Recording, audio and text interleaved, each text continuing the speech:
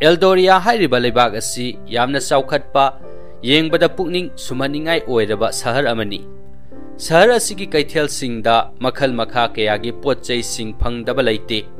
Fajaraba phirol sing langtrik langlaba sanalupa sing amadi angak-angakpa potsak kaya amasu phangi.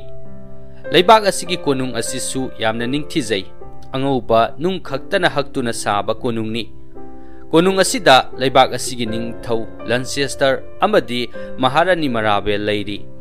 Sahar asida phangdaba pot karisu leite.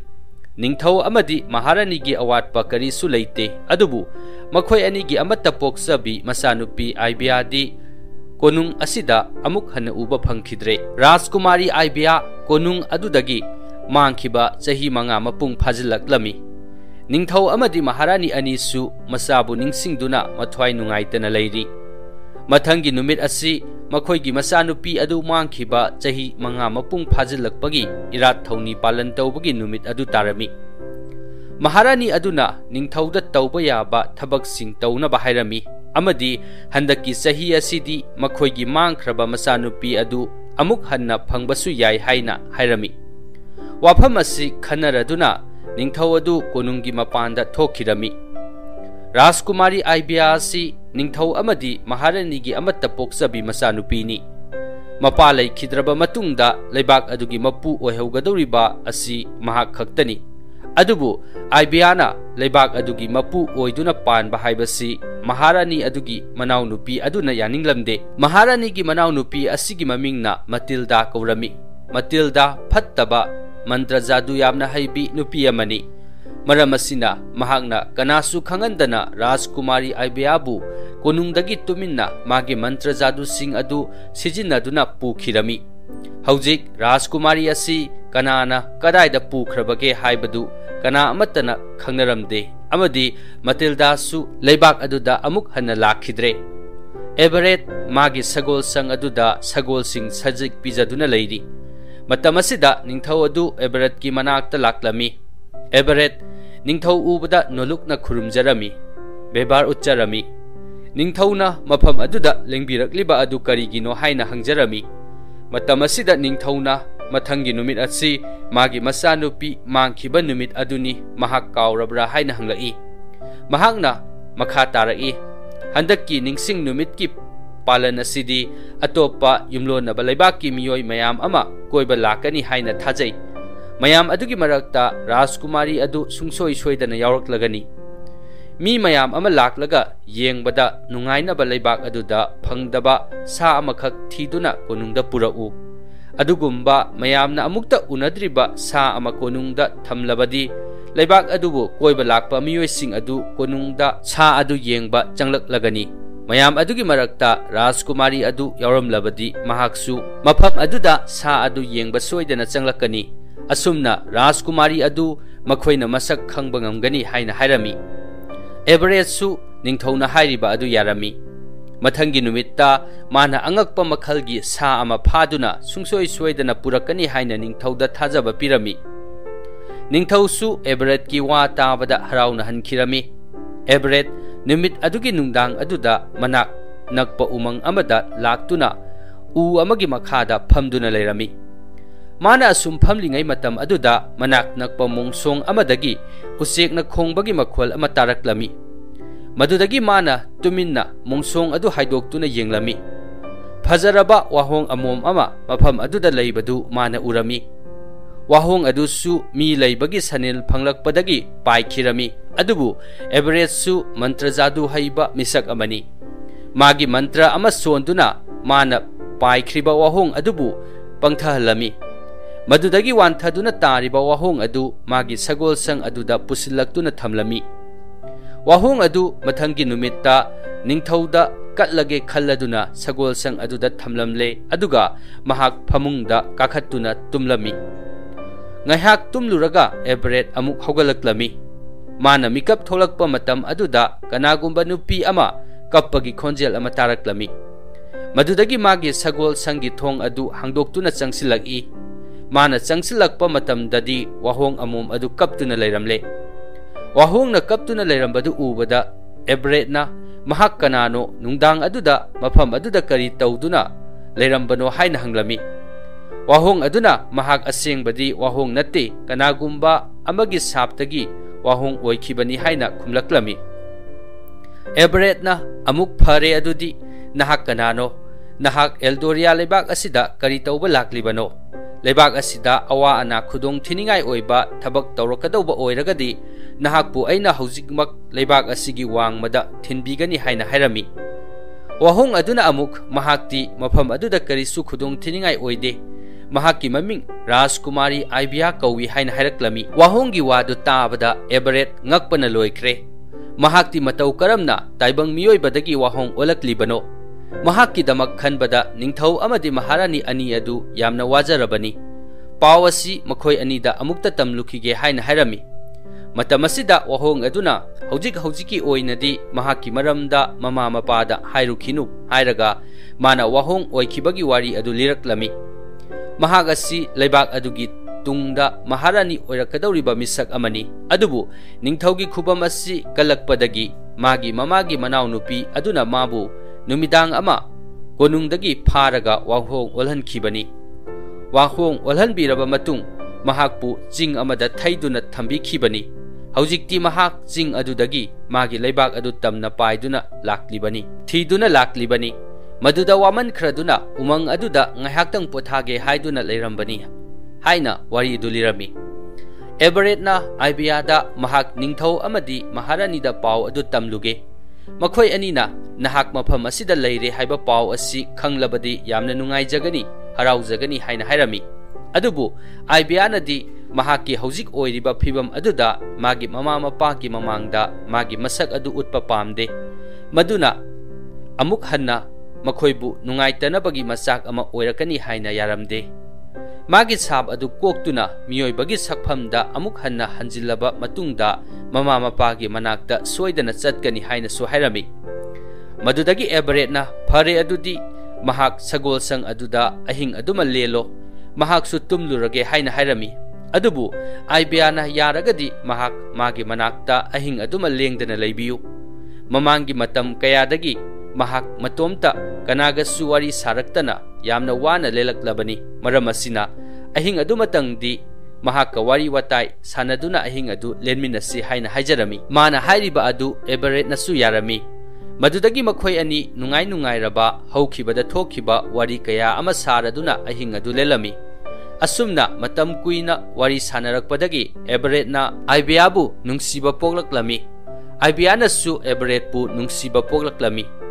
Everett na yamna nupathok na Aibiyada mahakpu mana nungsire haina phongdoklami. Aibiyana su Everett pu nungsi haina phongdoklami. Mahakna miyoibagi saktamda amuk hanjilaklaba matam aduda makhoi ani luhongsi haina lepnarami.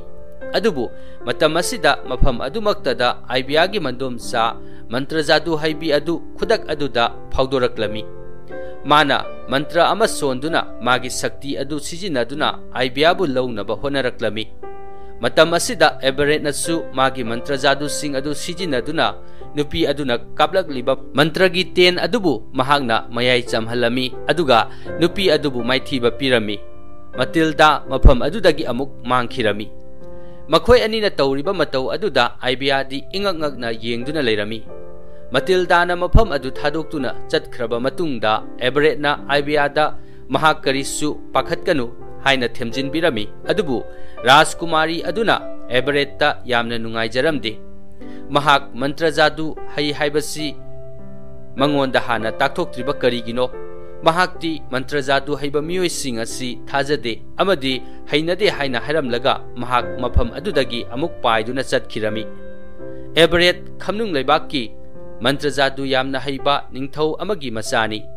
Mahaksu mantra jadu gi sakti yamna leiba Rajkumar amani. Adubu masigi mahai asi thadokiba kuire amadi icham chamba punsi mahing ama oina leirakpa kuiraklabani. Madudagi Everett ningthau amadi maharani anigi manakta laktuna thokriba thodok adugi maramda wari liduna tahalami. Mahaksu mantra jadu haiba misak amani. Mana sungsoi soidana Rajkumari adubu amuk hanna taibang miyoiba oihanba ngamgani haina hairaklami.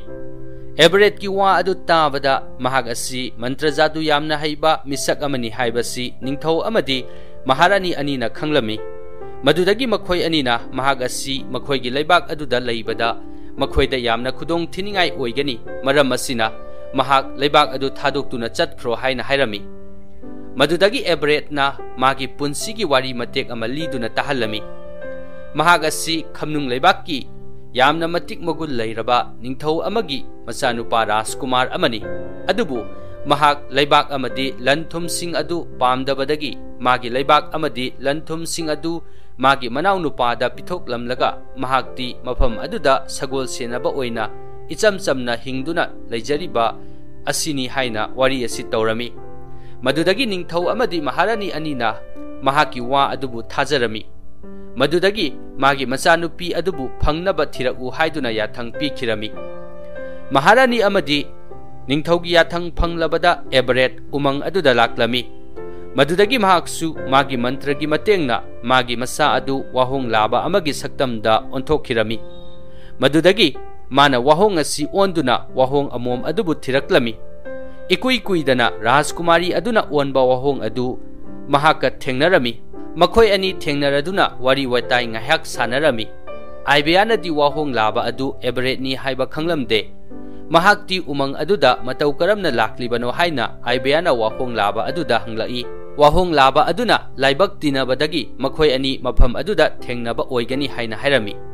Matam asida Aibeana makhoi mafam adudagi matau karamna nanthokani haina yamna langtaknana hanglaki. Wahong laba aduna mahak mafam adudagi karigi nanthoktuna chaninglibano haina hanglaki. Wahai asi hairamlaga wahong laba adu Everett ki hanagi saktam aduda amuk onthoraklami.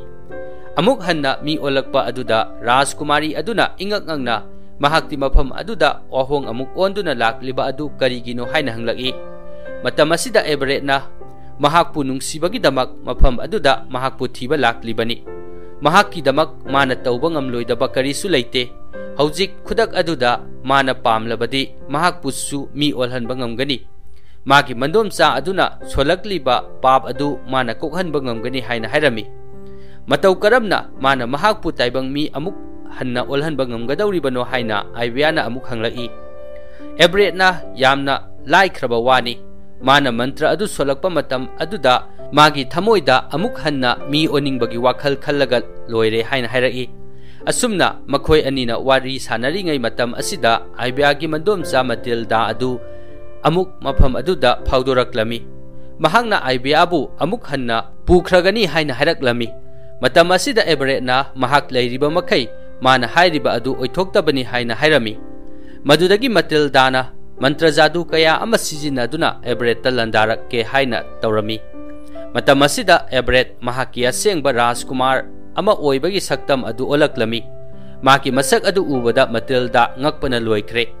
Everett asi khamnung leibaki mantra jadu yamna haiba sakti leiba Rajkumar amani haibasi mahaksu khanglaklami. Mahaki asengba saktam adu ubadagi Matildana Everett ki mafamda mahak lankre haina haijarami. Madudagi Everett na amuk mahak leibak aduda amuk hanna khongul tarakpa yaroi. Karigumba mana haiba thawoidaduna leibak aduda amuk hanna changlamba thoklabadi magi makhong ani adu amuk hanna chatpa ngamdanaba kakthatkani haina hairami.